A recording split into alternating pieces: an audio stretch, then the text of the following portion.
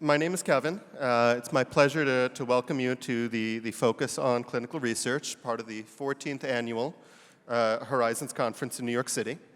Thank you all for showing up on time this morning. I think some people have already started their conference festivities yesterday evening, and it's nice to see all of the people who are committed, and we have a very nice show for you this morning. I want to start by talking about safety. And we do want everyone to feel safe and comfortable both here today and this weekend. As I think everyone here knows, all of our events this weekend require full vaccination. We also want to make sure everyone saw the change that we sent out just a couple days ago, is that masks are mandatory at this venue, other than the President's Gallery where we have the little bit of coffee and out.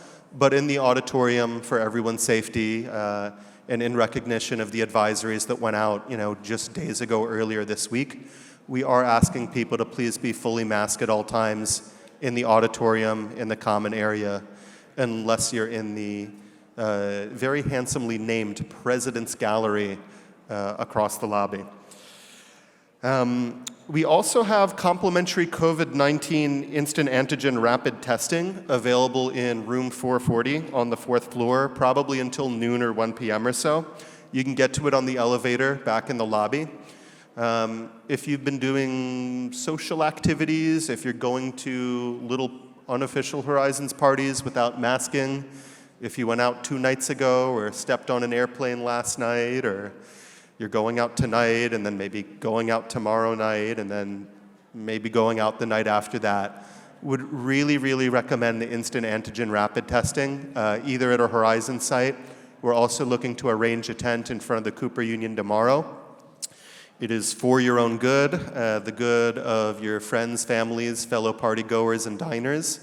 And it's just a reminder that fully vaccinated, totally healthy people can become infected, and for that to be asymptomatic.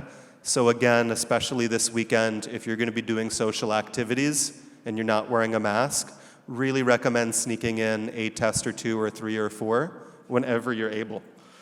And I want to thank Curated Mental Health, which is a new mental health collective in practice in Manhattan and was the sponsor of yesterday's business forum, who 3 days ago sent us a note saying, if you want testing on site, we can do it right away.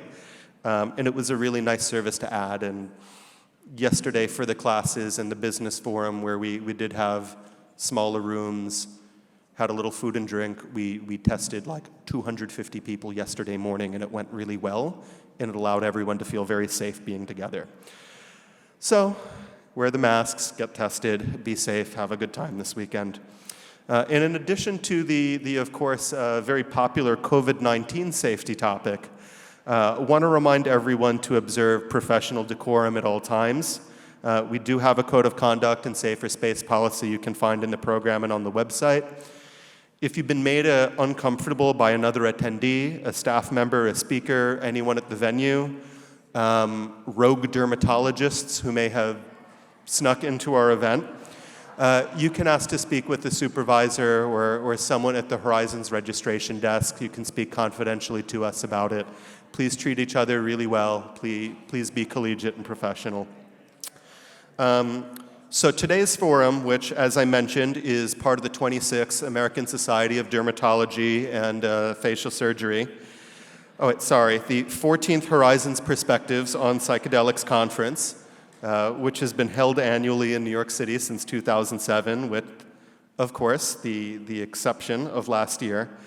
And it's really good to be back. And our mission here is to help the public understand the world of psychedelics. And to this end, we create live and digital forums, film projects, and classes that examine the role of psychedelic drugs and psychedelic plant medicines in science, medicine, culture, spirituality, and starting this year, industry as well. Horizons Perspectives on Psychedelics is produced by the Horizons Public Benefit Corporation and operates in partnership with Horizons Media, Inc., a 501c3 educational charity. We're really honored to be hosted here today at the New York Academy of Medicine, which itself is a not-for-profit educational charity devoted to advancing public health equity Founded in, and this is where they just really have our 14 years outclassed, 1847, not bad for Americans. The building we're in started construction in 1925, completed in 1927. Inscribed above the front entrance is the Latin motto, which I hope that my high school Latin teacher will forgive me for what is about to happen. Post mille secula praedescendetur occasia aliquid agiescendi, I think, meaning he who shall be born 1,000 ages hence will not be barred from his opportunity of adding something further. And it is something interesting to think about when we consider how long psychedelics have been a part of human history for.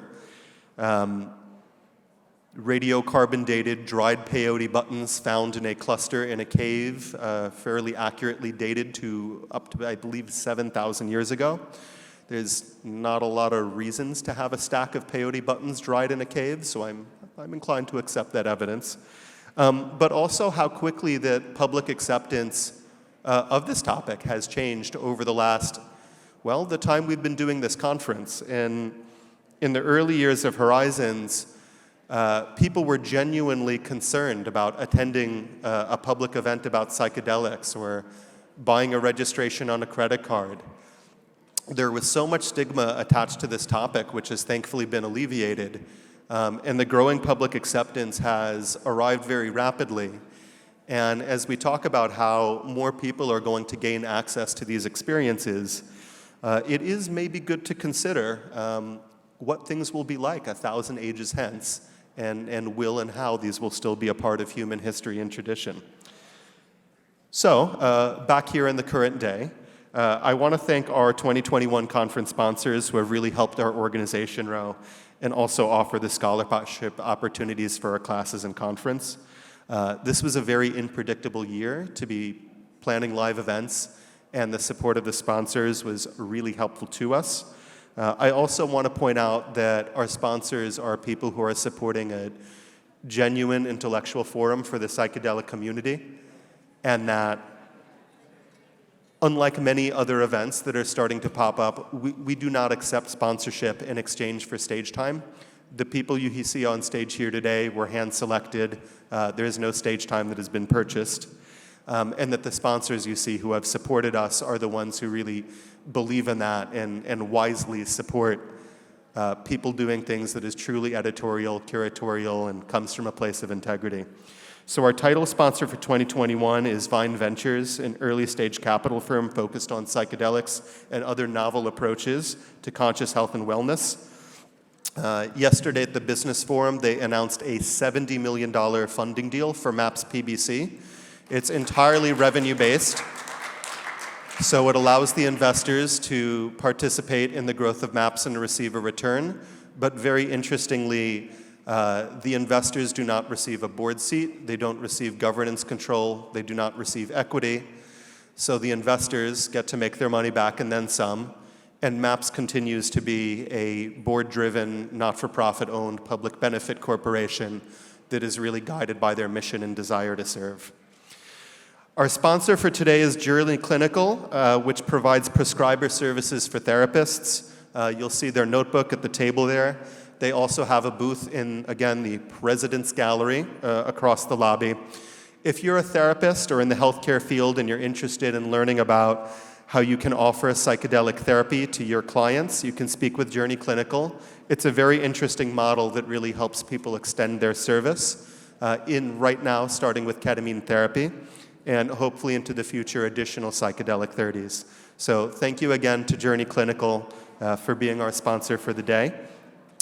We're also grateful to our supporter sponsors, MAPS, Nikean Foundation, Trip Therapeutics, and the Usona Institute. And of course, we'd like to thank our friend sponsors, Be More, Ceruvia, Chacruna, Curated Mental Health, Dr. Bronner's, Hefter Research Institute, JLS, and the Psychedelic Science Funders Collaborative, and the River Styx Foundation. You can learn more about our sponsors in the program. And so, we are gathered here, again, for the focus on clinical research. We're going to be in this session till about 1 o'clock, and then we're going to break for lunch, where we will release you into the wild to fend for yourselves in the neighborhood. There is going to be a sign out front with a QR code where you can get a list of neighborhood eateries. And then we'll be back here at, I believe, 2:20 p.m. to resume for afternoon session. Little note, if you're worried about, being a little fashion conscious in this neighborhood and you remove your badge during lunch, or if, for instance, you're out this evening having a good time, badges are pretty non-replaceable. Treat them like you would cash. If you lose your badge is lost. We can't just give people new badges on the honor system, so treat them really well. Check for them before you leave the house in the morning tomorrow. Also want to ask people to, if you really need to be in communion with your phone today, I understand, some of us here are struggling with phone addiction, I have noticed. There's a lot of therapists here today, and they can maybe help you through that. Psychedelic therapy for overuse of phones is maybe a little overkill, but who knows, maybe someone will get a study going. At any rate, even if you cannot detach yourself fully, perhaps you have responsibilities or watching your kids on a little camera or something like that, please turn your phone off now. Make sure if someone calls you, if you have many other appointments you accidentally scheduled today, if you're a stage manager and you're trying to let me know that my time is up and I should be leaving the stage, just make sure all those things happen silently. Also want to ask just everyone try to be really patient and kind with each other. And if you're working with someone at registration or a catering staff member, one of the support members on our team, just please think of them first and foremost as fellow humans and your peers, instead of merely being a service worker to whom you're a customer. In addition to being sort of a more humane outlook, this has been a really uniquely challenging year for people who work in live events and hospitality. I'm sure all of you have seen those lovely camera phone photos of what it's like to work on an airplane lately. But we've been trying to put this together with half the time, half the reliability we would normally have for an event like this. Please be patient, please be kind. Oh, I also want to let everyone in on a secret. The mezzanine is open, and if you go up the marble stairs to the second floor, there is a magic portal that will take you to the mezzanine. It's a little piece of advice you get for showing up early. The people showing up later won't know that. But thank you all for joining us, being on time. It is now my pleasure, honor, and privilege to hand the microphone over to our host for the day, Dr. Elizabeth Nielsen, psychologist, co-founder at Fluence. Have a great time. Thank you all for being here. We'll see you guys after lunch again.